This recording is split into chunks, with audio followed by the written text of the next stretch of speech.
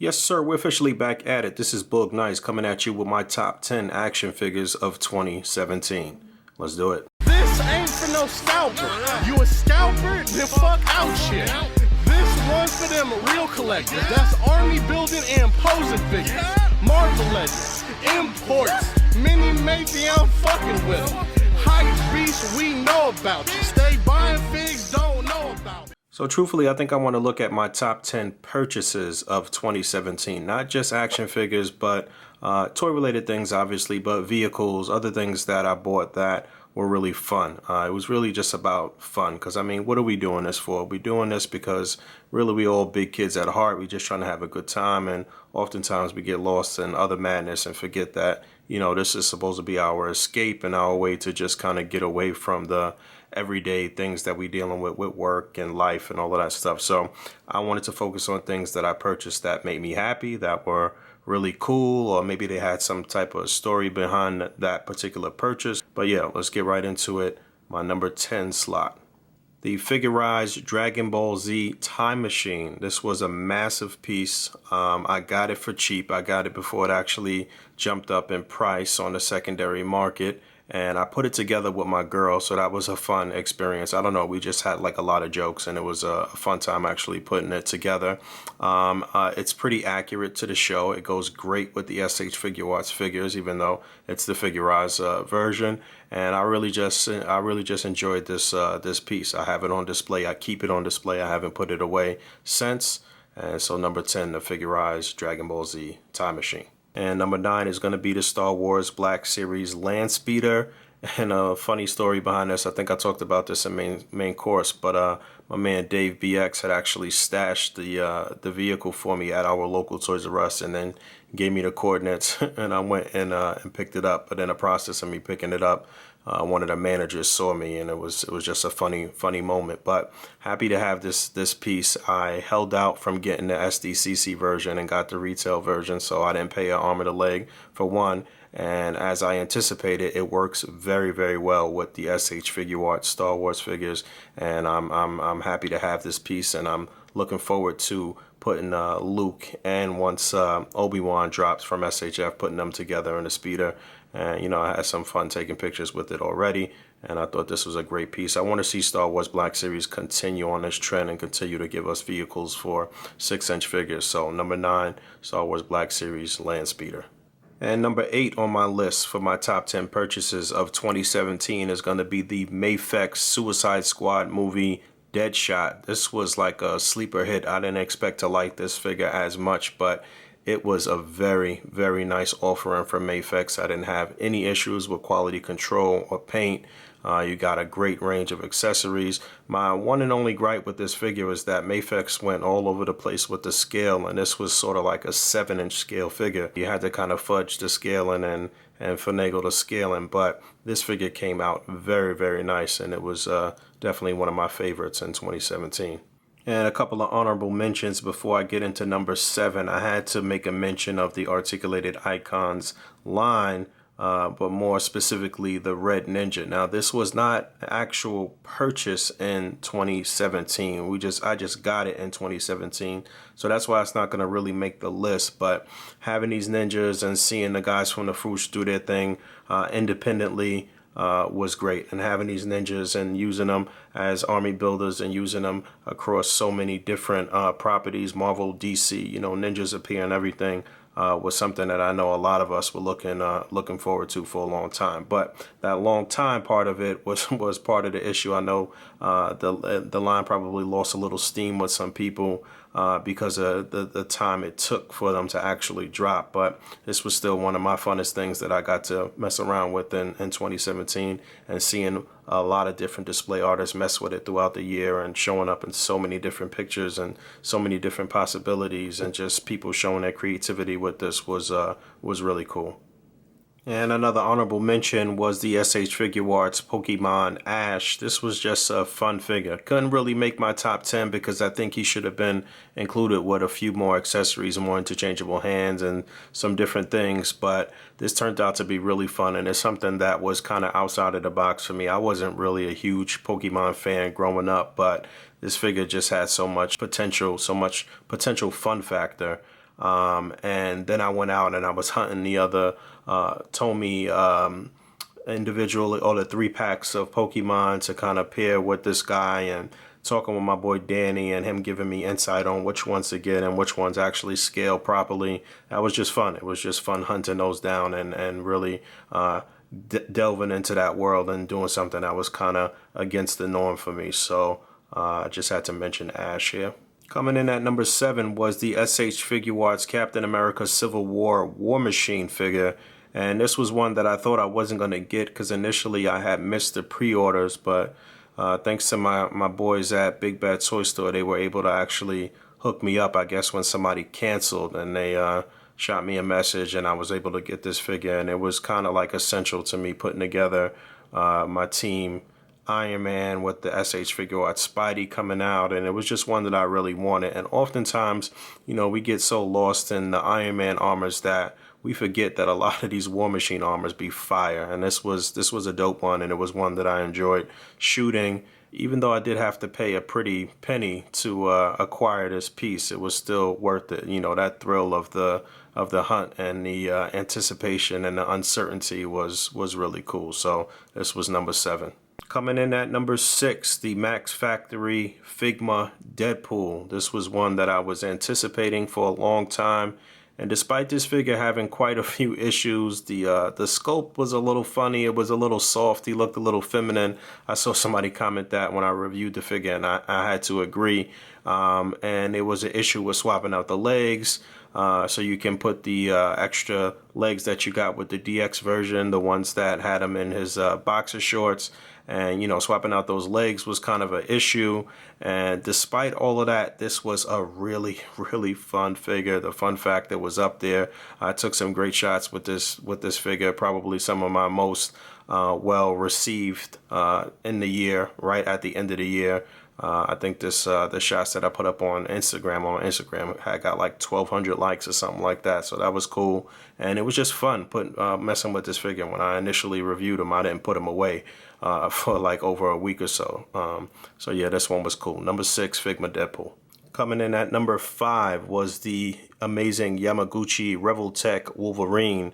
And this figure also had a huge amount of fun factor. I mean, that's pretty much the deal with most of my picks, is just the amount of fun that I had messing with this figure and posing him.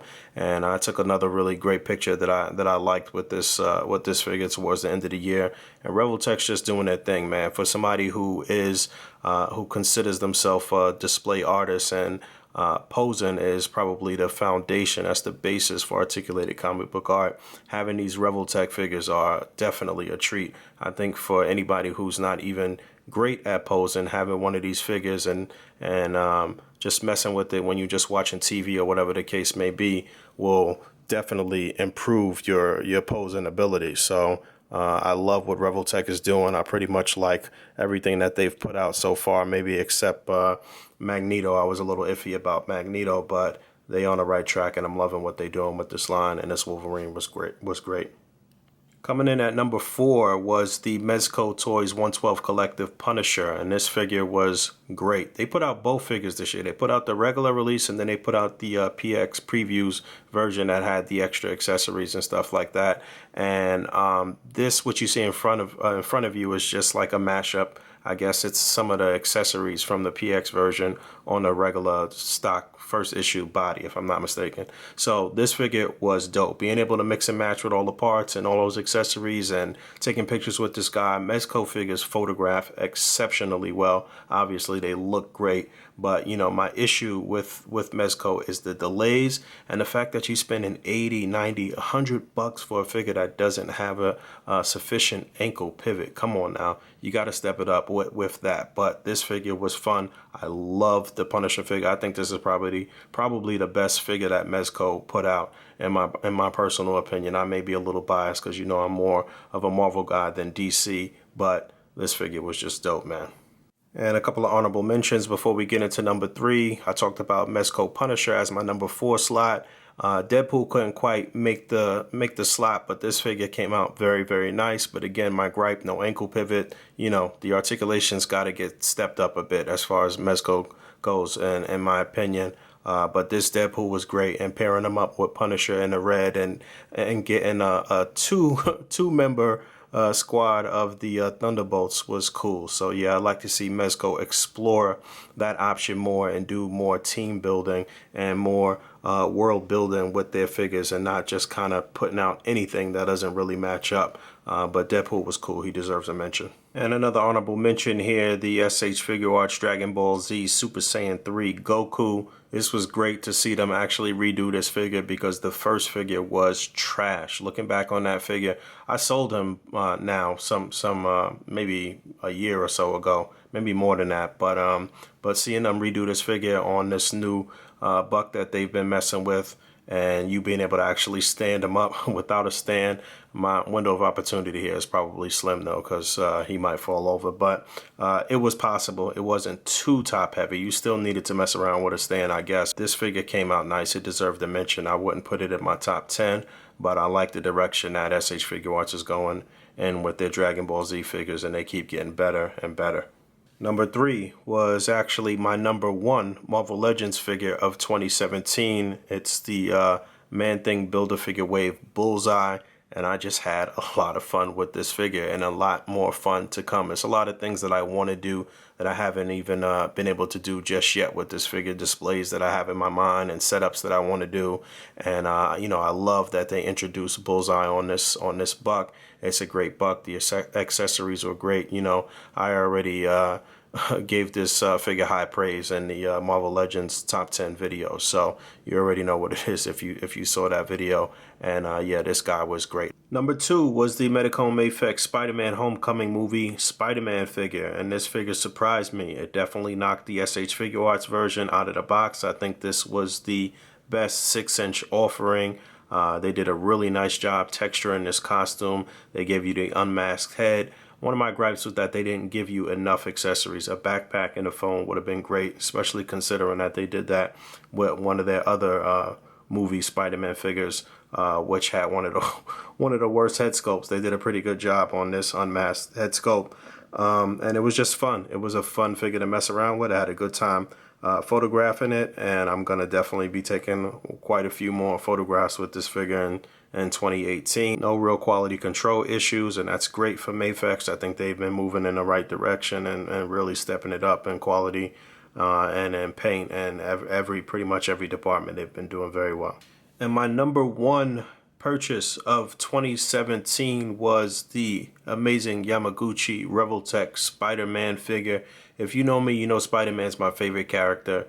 I got the Mafex Spider-Man in the number 2 slot, and number 1 was Revoltech Spider-Man. This figure was amazing. It was just amazing to mess around with. So many options, so many possibilities. And it's not just what I could do with the figure personally. You know, I enjoy seeing other people's art and seeing other people get them into crazy Todd McFarlane-esque poses from the 90s and doing all types of crazy shots with this figure. So it wasn't even just about me. And that goes with all the figures too. Just enjoying other people's art and seeing other people's work is inspiring, and it's fun. And you know, that's what this is all about. Just kind of putting yourself into another world, another dimension, even if it's only for 30 minutes out of the day.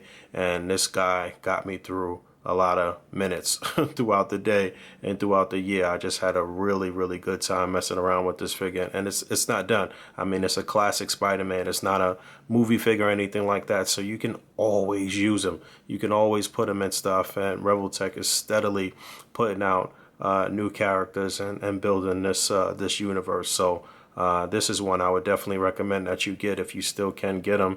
And I love this figure, man. So let me know what your top 10 picks for 2017 were. Don't forget to rate, comment, and subscribe. And until next time, peace.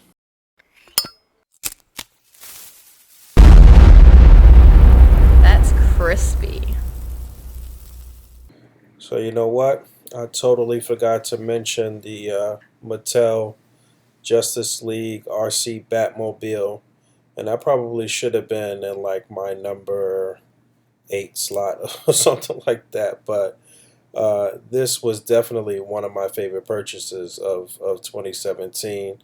It was great getting out on a hunt with my boy Dave BX to go up to Yonkers and find this at ShopRite and get it for a discounted price. And the fact that it paired up so great with the SH Figuarts Batman. I'm actually waiting for the Mafex Batman to come in next, because I think that one will actually be the superior version of that version of Batman. But yeah, the Batmobile was great. Excuse me, let my daughter download the app to drive it, and setting it up that first day and letting her drive it was cool. And you know, I just had a lot of fun messing with this and taking pictures with it. So yeah, I had to mention that. All right, I'm out of here.